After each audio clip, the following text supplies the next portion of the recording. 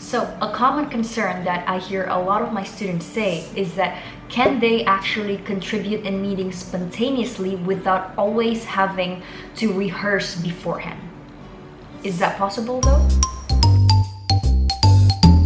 Hey guys, before we return to the video, I just want to tell you that ESA is now open for application. So if you are a professional or an expat who need to urgently speak English in your life, make sure that you check this out because it's going to be super interesting. So go on the website, click apply now, and we will get in touch with you if you guys are a fit into this program. So back to the video and enjoy. So in this video, let's talk about how to build spontaneity. Spontaneity, that's a difficult word. So anyways, number one is always come prepared. Maybe that was something that you don't really want to hear, but the truth is spontaneity requires a certain level of preparation. So before the meeting, review the materials. You want to anticipate questions and also clarify your thoughts on the topics that are going to be discussed. Being spontaneous doesn't always mean that you come up with ideas on the spot. The better prepared you are, the more likely that you can be spontaneous. So how do you prepare? First, what is the most important is that you need to have deep subject knowledge.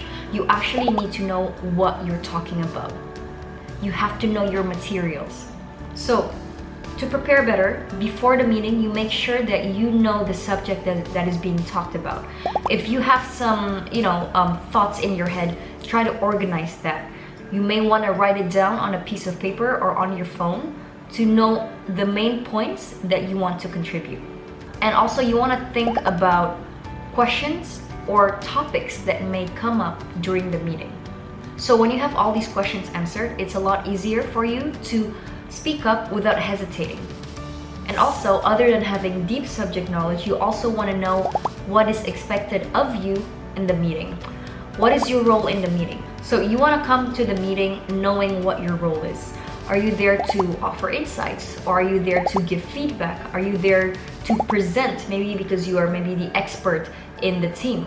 Or maybe you are not really expected to contribute at all, just to be a passive participant, because knowing what your role is in the meeting will help you better prepare mentally on the kind of contributions that you're going to make. This way, it will also make it easier for you to manage your expectations in the meeting.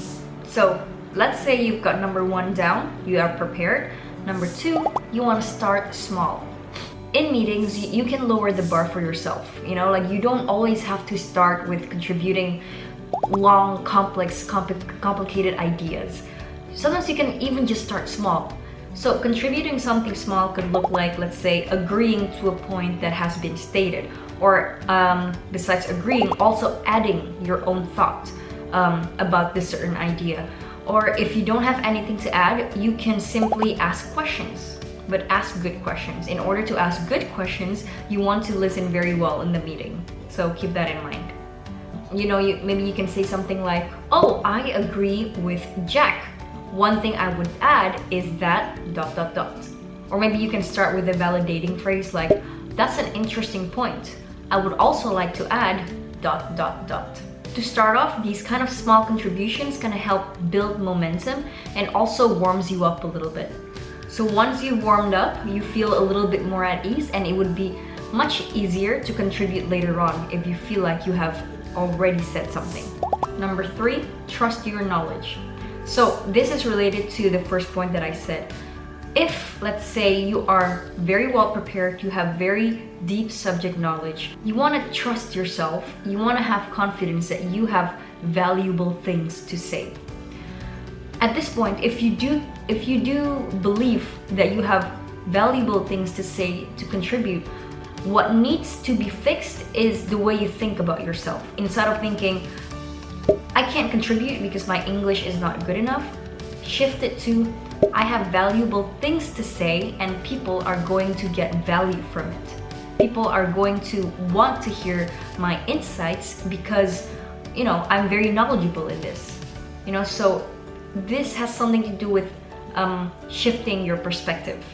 Sometimes the hesitation comes from second guessing yourself and not being confident enough about your language skills. But if you shift it to thinking, I am in the meeting for a reason, I can offer valuable insights, that will increase your confidence a little bit. Think to yourself, people want to hear what I have to say. And the last one is building confidence through practice. So let's say you have deep subject knowledge, you're also better prepared, and you've started small, and you have shifted that mindset to be a little bit more confident. The next step is actually repeat that. The more you contribute to meetings, even in small ways, it's going to build your confidence, because confidence grows through repeated action. The more you contribute something small, the more confident you become. Each time you speak up, you're actually reinforcing the idea that you can actually communicate effectively in English, that you actually can contribute valuable things to the meeting. The more you do it, the easier it becomes, and this is not something new. Everybody knows this, that the more you do it, the easier it becomes, but sometimes people just need a reminder. So yeah, it's a positive cycle. The more you feel confident about yourself, the more you contribute, and the more you contribute, the more confident you feel. So to summarize it all, first, in order to be spontaneous in meetings, you need to be better prepared. How do you prepare better? First, know what is your role in the meeting, come with expectations, and 2, have deep subject knowledge. Okay, so these are required to be able to speak spontaneously. 2, you want to start small. With small contributions, you don't lower the bar for yourself. 3, shift your mindset a little bit to, I'm not able to speak English very well. 2, I have a lot of nice valuable things to contribute. And 4, repeat through actions. Repeat actions to build the confidence. So that is it for this video. I hope that you got something out of it. If you like the video, give it a thumbs up. And I will see you next time in another video. Until then, take care and good luck. Bye.